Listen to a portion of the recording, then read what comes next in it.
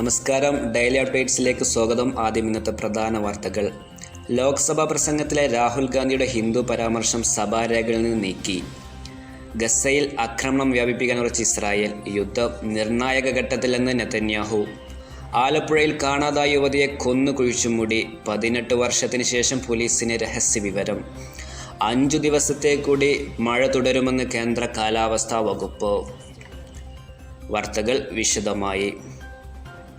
ലോക്സഭാ പ്രസംഗത്തിലെ രാഹുൽ ഗാന്ധിയുടെ ഹിന്ദു പരാമർശം സഭാരേഖകളിൽ നിന്ന് നീക്കം ചെയ്തു. നന്ദി പ്രമേയ ചർച്ചയിൽ രാഹുൽ ഗാന്ധി നടത്തിയ പ്രസംഗം ഹിന്ദുക്കളെ അവഹേളിക്കുകയാണെന്ന് ആരോപിച്ച് BJP രംഗത്തെത്തിയിരുന്നു. തുടർന്നാണ് അദ്ദേഹത്തിൻ്റെ പ്രസംഗത്തിൻ്റെ ഭാഗങ്ങൾ നീക്കം ചെയ്തത്. അയോധ്യക്കാരുടെ മനസ്സിൽ മോദിയെ ഭയമാണെന്നും ഹിന്ദുവിൻ്റെ പേരിൽ രാജ്യത്ത് അക്രമം നടക്കുന്നുവെന്നും ഉയർത്തിയായിരുന്നു രാഹുലിൻ്റെ പ്രസംഗം. തുടർന്ന് രാഹുൽ ഗാന്ധിയുടെ മൈക്ക് ഓഫ് ചെയ്യുകയും ഭരണപക്ഷം പ്രസംഗം പലതവണ തടസ്സപ്പെടുത്തുകയും ചെയ്തു. നേരത്തെ ലോക്സഭയിൽ പ്രതിപക്ഷ നേതാവെന്ന നിലയിൽ തൻ്റെ ആദ്യ പ്രസംഗത്തിൽ രാഹുൽ പ്രധാനമന്ത്രി നരേന്ദ്രമോദിക്കെതിരെ ആഞ്ഞടിക്കുകയായിരുന്നു.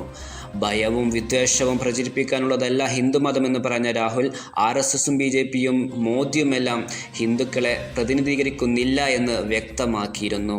എന്നാൽ ഇതിനെതിരെ ഇപ്പോൾ BJP MP കങ്കണ റണാവത്ത് രംഗത്ത് വന്നിട്ടുണ്ട്. ഹിന്ദുമതത്തെ അപമാനിച്ച രാഹുൽ പരസ്യമായി മാപ്പ് പറയണമെന്നും കങ്കണ ആവശ്യപ്പെട്ടു. അതേസമയം സത്യം ഉൾക്കൊള്ളാൻ മോദിക്കും അമിത് ഷാക്കും കഴിയില്ലെന്ന് കോൺഗ്രസ് പ്രതികരിച്ചു. ഗസയിൽ ആക്രമണം വ്യാപിപ്പിക്കാൻ ഉറച്ച് ഇസ്രായേൽ.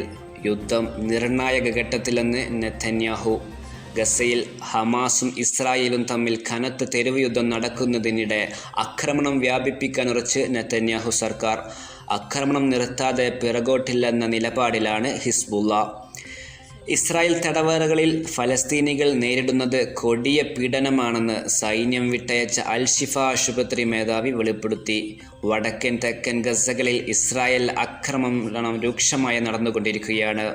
ഖാൻ യൂനുസ്, റഫ എന്നിവിടങ്ങളിൽ നിന്ന് ജനങ്ങളോട് ഒഴിഞ്ഞു പോകാൻ ആവശ്യപ്പെട്ട സൈന്യം ശക്തമായ ആക്രമണത്തിനുള്ള തയ്യാറെടുപ്പിലാണ്.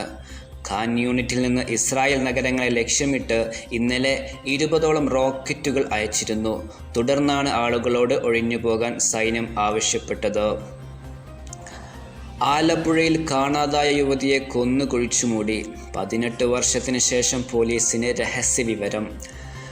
18 വർഷം മുമ്പ് ആലപ്പുഴ മാന്നാറിൽ നിന്ന് കാണാതായ യുവതിയെ കൊന്നു കുഴിച്ചുമൂടിയതായി സംശയം. 20 വയസ്സ് പ്രായമുണ്ടായിരുന്ന കല എന്ന പെൺകുട്ടിയെ കൊലപ്പെടുത്തിയെന്നാണ് സംശയിക്കുന്നത്. സംഭവത്തിൽ 4 പേർ പോലീസ് കസ്റ്റഡിയിലാണ്. കുട്ടിയെ കുഴിച്ചുമൂടിയെന്ന് സംശയിക്കുന്ന സ്ഥലത്ത് പരിശോധന നടത്താനാണ് പോലീസിൻ്റെ നീക്കം.